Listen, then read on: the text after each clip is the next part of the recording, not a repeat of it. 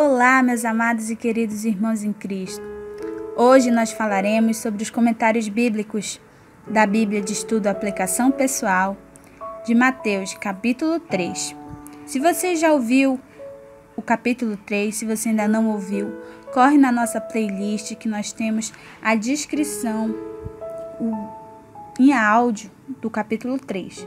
E depois você retorna para cá para ouvir os comentários, ok? Se não, se você já ouviu, então segue aqui ouvindo a gente. Vamos agora à leitura dos comentários bíblicos do capítulo 3, Bíblia de Estudo, Aplicação Pessoal. Vamos lá.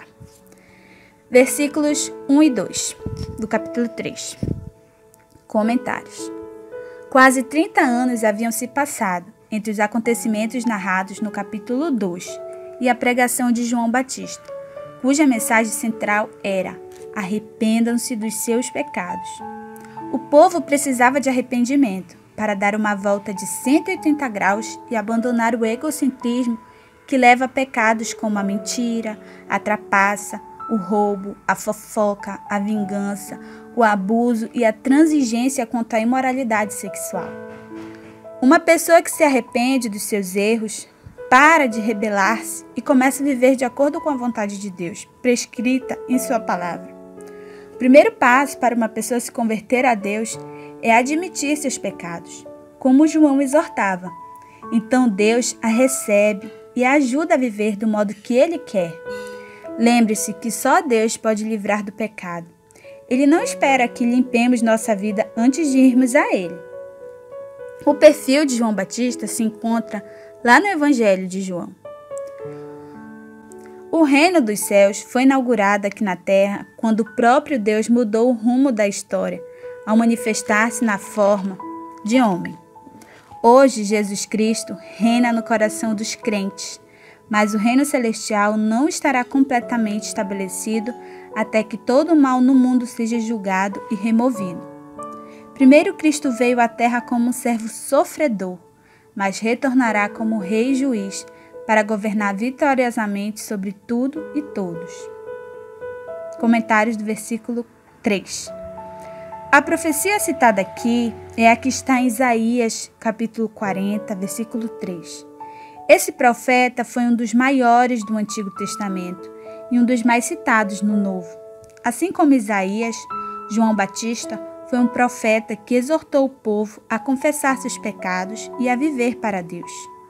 Ambos os profetas ensinaram que a mensagem de arrependimento é uma boa notícia para aqueles que ouvem e buscam o perdão restaurador do amor de Deus. Mas é uma notícia terrível para os que se recusam a ouvir, pois perdem a única esperança de salvação. João Batista preparou o caminho para Jesus. As pessoas que não conhecem o Messias precisam preparar-se para encontrá-lo. Podemos ajudá-las, explicando a necessidade de receberem perdão, ministrando os ensinamentos de Cristo para uma nova conduta e confessando o quanto Cristo pode dar significado à nossa vida. Podemos endireitar as veredas, a fim de reformular concepções erradas que dificultam a ida das pessoas a Cristo. Alguém que você conhece pode estar aberto a um relacionamento com Cristo. O que você pode fazer para preparar o caminho do Senhor na vida desta pessoa? Versículo 4, comentário bíblico. João Batista era notadamente diferente dos outros líderes religiosos de sua época. Enquanto muitos eram gananciosos, egoístas e preocupados em ganhar o louvor do povo, João se preocupava apenas com o louvor a Deus. Tendo se separado do mal e da hipocrisia comum naquela sociedade, João viveu de um modo diferente das outras pessoas, a fim de mostrar que sua mensagem era nova. Não só pregou a lei de Deus, ele a viveu. Você pratica o que prega? As pessoas podem descobrir em você em que você acredita se observar o seu modo de vida? Comentário bíblico do versículo 4 ao 6. João devia parecer estranho. Muitas pessoas iam ver esse pregador, cujas roupas eram diferentes e cujo hábito alimentar era incomum. Alguns provavelmente iam a ele simplesmente pela curiosidade. mas acabavam se convertendo de seus pecados ao ouvir a mensagem poderosa. As pessoas podem mostrar-se curiosas sobre seu estilo de vida, seus valores cristãos. Você pode usar a simples curiosidade delas como uma oportunidade para compartilhar a diferença que Cristo fez em sua vida. Por que João atraía tantas pessoas? Ele foi o primeiro profeta verdadeiro em 400 anos. Sua mensagem provocou forte impacto tanto no rei de Herodes como nos líderes religiosos, pois a ousadia de João fascinava. Mas ele também tinha palavras fortes para seu público, que era composto de pecadores e precisava arrepender-se de seus pecados. A mensagem de João Batista era poderosa e verdadeira. O povo esperava um profeta como Elias, conforme escrito lá em Malaquias, capítulo 4, versículo 5, e em Lucas, capítulo 1, versículo 17. E João se parecia com ele. Quando alguém lava as mãos sujas, os resultados são imediatamente visíveis. Mas o arrependimento e a conversão de pecados é algo que acontece no íntimo da pessoa. Envolve uma purificação que não é observada de imediato.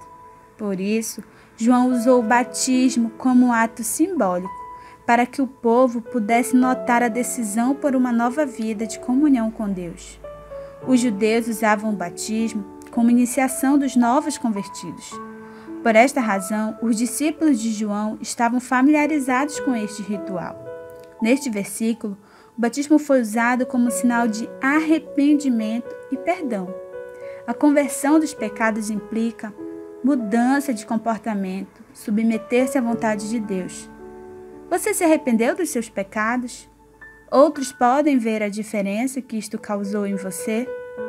Uma vida mudada, com um comportamento novo e diferente, torna a sua conversão real e notória.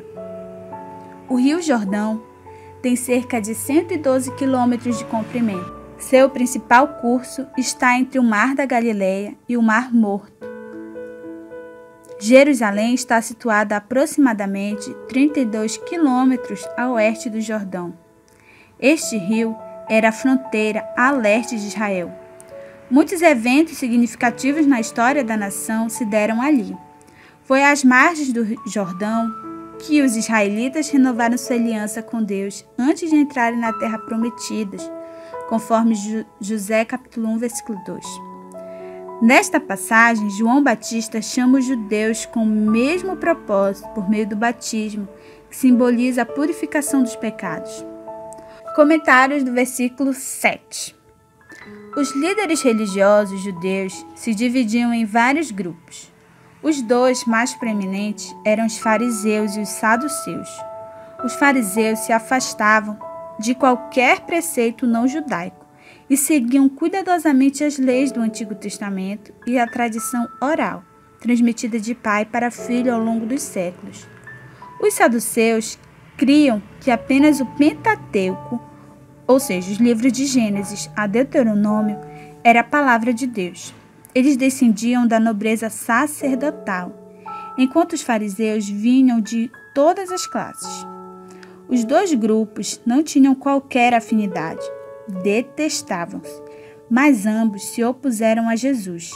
João Batista criticou os fariseus por serem legalistas e hipócritas, seguindo a letra da lei, mas ignorando seu verdadeiro intento, e os saduceus por usarem a religião para conquistar posição política. Para obter mais informações sobre esses dois grupos religiosos, veja um quadro de comentários em Marcos capítulo 2. Se vocês quiserem, é só solicitar que a gente coloque. Postem nos comentários. Comentários do versículo 8.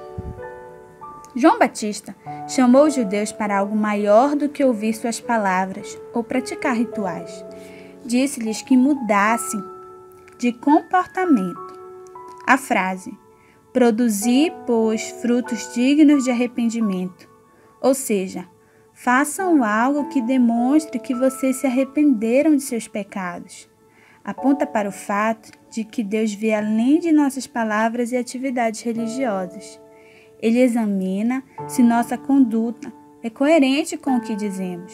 julga as nossas palavras pelas ações que as acompanham. Suas atitudes estão de acordo com o seu discurso?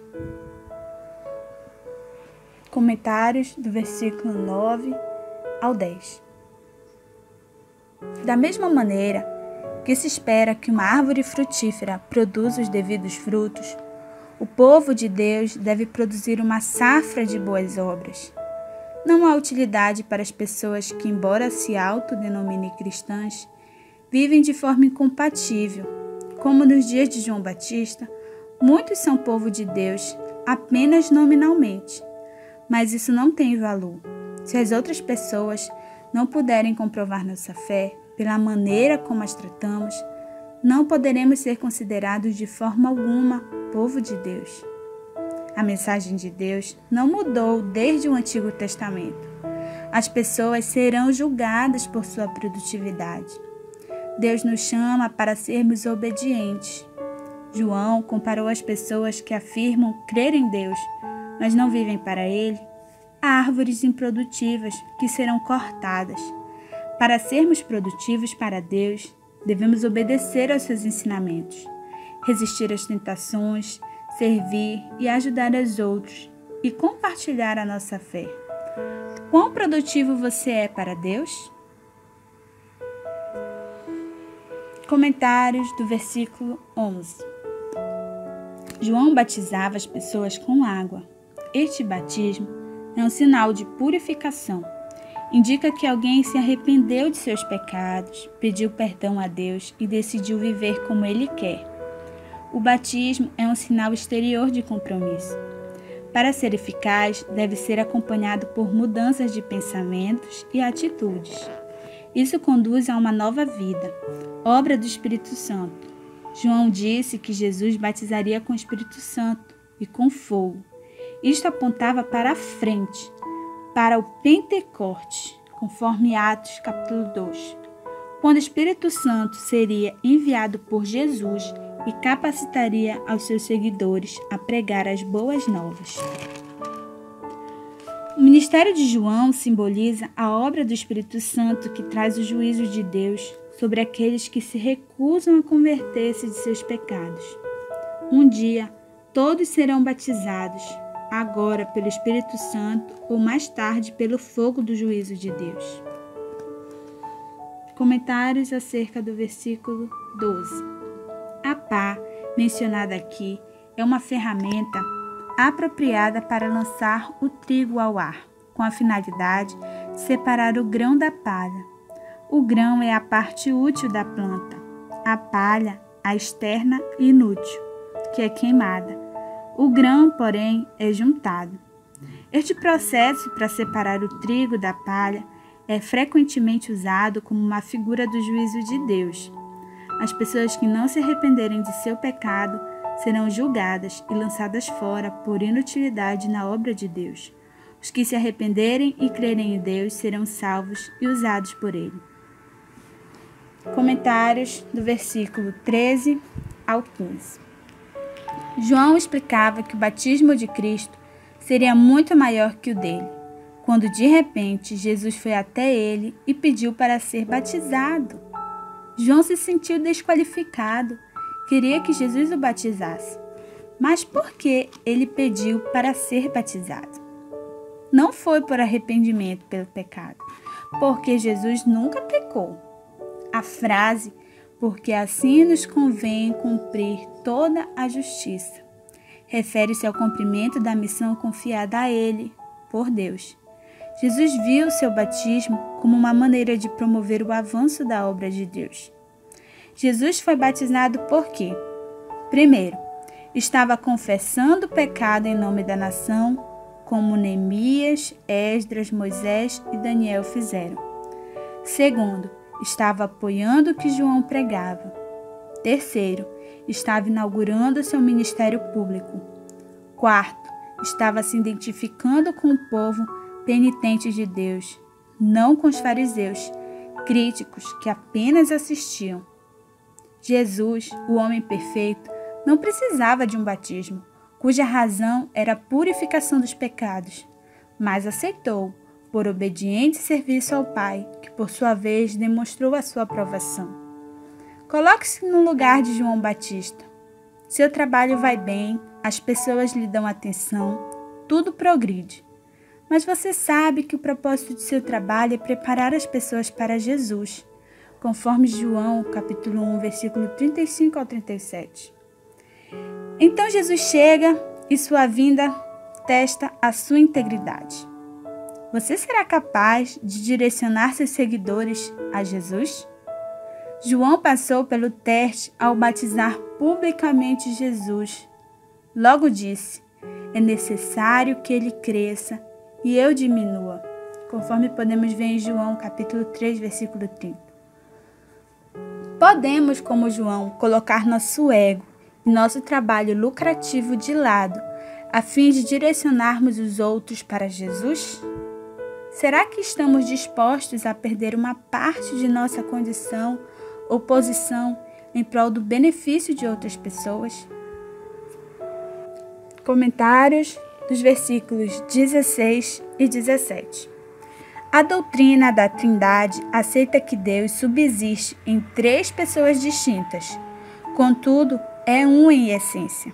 Nesta passagem, as 3 pessoas da Trindade estão presentes e ativas. Deus Pai fala, Deus Filho é batizado e Deus Espírito Santo desce sobre Jesus. Deus é um, ainda que constituído simultaneamente por 3 pessoas. Este é um dos mistérios incompreensíveis de Deus. Outras referências da Bíblia Sagrada sobre o Pai, o Filho e o Espírito Santo estão em Mateus, capítulo 28, versículo 19, em João, capítulo 15, versículo 26, em 1 Coríntios, capítulo 12, versículo 4 ao 13, em 2 Coríntios, capítulo 13, versículo 13, em Efésios, capítulo 2, versículo 18, e em 1 Tessalonicenses, capítulo 1, versículo 2 ao 5, e 1 Pedro 1, 2. Um abraço, meus queridos irmãos em Cristo, fiquem com Deus. Assim encerramos os comentários da Bíblia Aplicação Pessoal do capítulo 3 de Mateus. Um abraço, curte aí, deixe o seu like, se inscreva para mais vídeos. Fiquem na paz de Cristo.